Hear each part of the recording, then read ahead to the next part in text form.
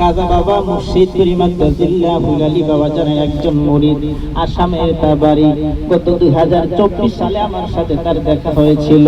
সে জাকের ভাই, তিনি বলে ভাই আমি অত্যন্ত একজন গরিব মানুষ, বিশাল গরিব মানুষ। কাজা বাবার মুরিদেরা গরিব ঠিক আছে, কিন্তু তাদের ভিতরে আছে শান্তি। শান্তি আছে না? তাদের ভিতরে শান্তি আছে। এটাই আমার খাজা বাবার শিক্ষা, আল্লাহ রাসূলের শিক্ষা। লোকটাকে সন্তুষ্টিতে পরিণত করা আমার মুর্শিদের শিক্ষা। লোককে সন্তুষ্টি পরিণত করা আমার মুর্শিদের শিক্ষা। হিংসাকে ভালোবাসায় পরিণত করা আমার মুর্শিদের শিক্ষা।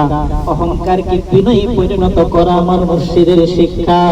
লোকটাকে সন্তুষ্টি পরিণত করা আমার মুর্শিদের শিক্ষা। রাগটাকে ধৈর্যে পরিণত করা আমার মুর্শিদের শিক্ষা। জোরে সুরে বলেন সুবহানাল্লাহ।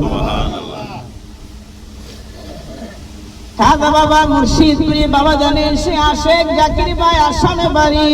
হতক দরিদ্র একজন মানুষ, খুব দরিদ্র লোক, একদম দরিদ্র মানুষ। জঙ্গল থেকে কাঠগুলো সে জাকির ভাই ঠেলা গাড়ি দিয়া পাই। এমন একজন হত দরিদ্র জাকির ভাই, তার বাড়ি আসামে। ওই জাকির ভাইয়ের কোনো ঘর নাই, কোনো বাড়ি নাই, নিজস্ব কোনো জায়গা জমি তার নাই। সে জাকির ভাই আমারে বলতেছেন ভাই আমি আমার একটা জায়গা আছে সরকারি খাস জমির ভিতরে, আমি ছোট্ট একটা ঘর করে আমার সন্তান এবং স্ত্রীদেরকে নিয়ে স্ত্রী নিয়ে থাকি। সরকারি খাস জমিতে আমার বসবাস। হঠাৎ করে ইন্ডিয়ান সরকারের বিল পাস হয়ে গেল, সেই বাড়িঘর বস্তিগুলো উচ্ছেদ করে দেওয়া হবে। শত শত বাড়ি উচ্ছেদ করে সরকারি প্রকল্প তৈরি করবে।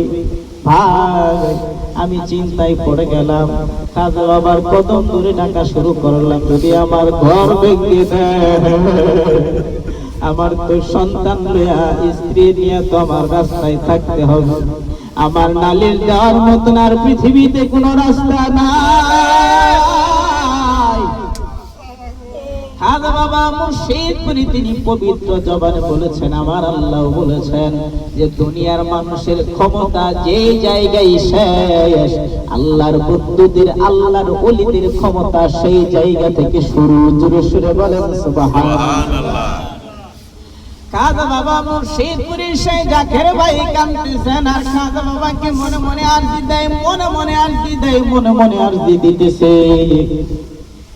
ওই জাকের ভাই তিনি মনে মনে খাজা বাবাকে আরজি দেয়। কিছুদিন যাইতে না যাইতে সরকারের লোক আসিয়া বাড়িঘর উচ্ছেদ করা শুরু করে দিল।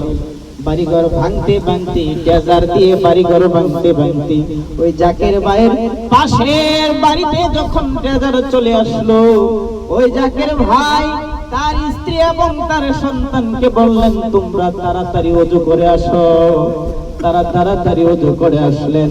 তার বাড়ি থেকে উত্তর দিকে মুর্শিদপুর দরবার, মুর্শিদপুর দরবারে দিক হইয়া খাজা বাবা মুর্শিদপুরীকে জোর হাত ধরে কান্নায় ভেঙে পড়লো। খাজা বাবা মুর্শিদপুরীকে ডাকা শুরু করলো। খাজা বাবা মুর্শিদপুরীকে ডাকা শুরু করলো, বাবা তুমি আমার সাধনা, বাবা তুমি আমার ভাবনা, তুমি আমার আকাশের হো বাবাকে, আমি শুধু বাবা তোমারে ডাকি। জাকের ভাই ডাকা শুরু করলেন। হঠাৎ করে দেখেন খাজা বাবা মুর্শিদপুরী তার ভাঙা গড়ির ভিতরে হাজির হয়ে গেছে। ওই জাকের ভাই তিনি ফায়েদে বেহুশ হয়ে গেলেন। মাথায় পানি দিলে তাকে হুঁশ করা হলো।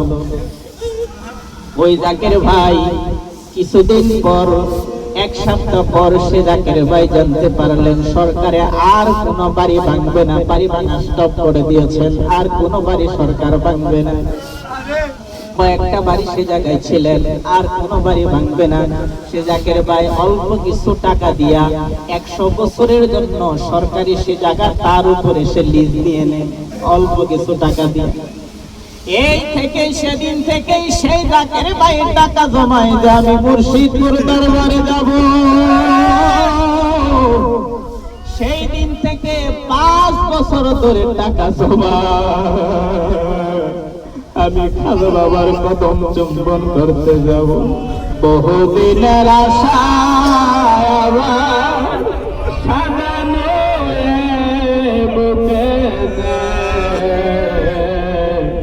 আমি যাব বাবার কদম চুমি। এই জাকের ভাই 2024 সালে বাবা জানের কাছে আসেন বেশ কিছু নজরানা গুলো নিয়ে। খাজা বাবা মুর্শিদপুরে তার নাম ধরে বলে দিলেন, বাবা সেই দিন আপনার বাড়িতে আমি একাই যাই নাই, আমার আব্বা হুজুর শম্ভুগঞ্জে দাদা হুজুর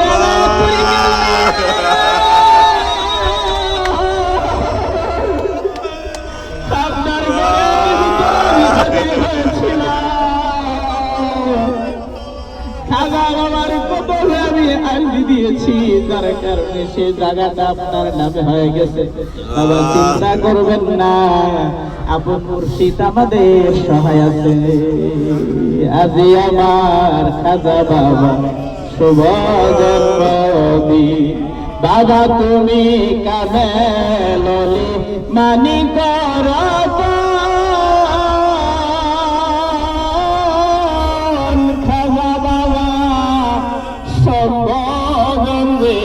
সাধনারে আসে কান্দের মাঝে তুমি জাগিরান্দের মাঝে তুমি থাইকো চিরদিন। আজি আমার খাজা বাবার শুভ জন্ম। আমার খাজা বাবা মুর্শিদপুরের কারামত সারা জীবন যদি আমি গুনাহগার বলি বলা শেষ হবে না।